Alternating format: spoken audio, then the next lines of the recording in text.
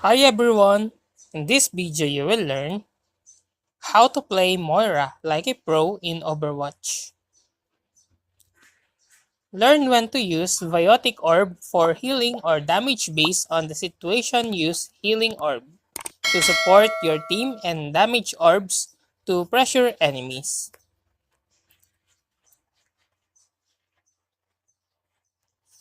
Focus primarily on healing your teammates with Biotic Grasp to keep them alive during team fights.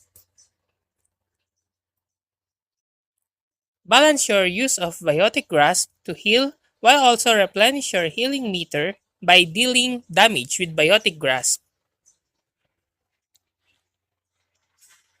Utilize Fade to quickly reposition, escape danger, or reach teammates who need healing. Position yourself safely behind your team's front line to maximize healing output while avoiding enemy focus. Call out your healing orb cooldowns and ultimate charge status to coordinate with your team effectively. Use Qual Sense to heal multiple teammates simultaneously while damaging enemies in its path.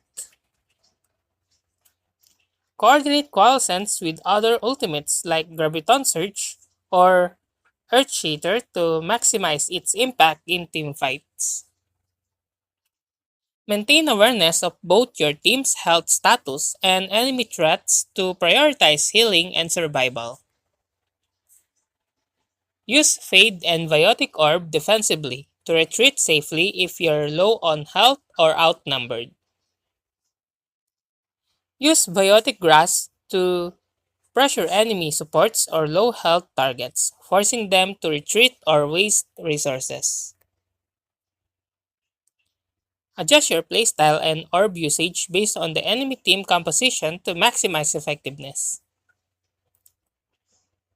Use healing orbs to sustain yourself when you're low on health or under fire, especially when your main healer is occupied. Predict enemy movements and use damage orbs to punish grouped up enemies or flush out hiding opponents. Move around during team fights to avoid being an easy target for snipers or flankers.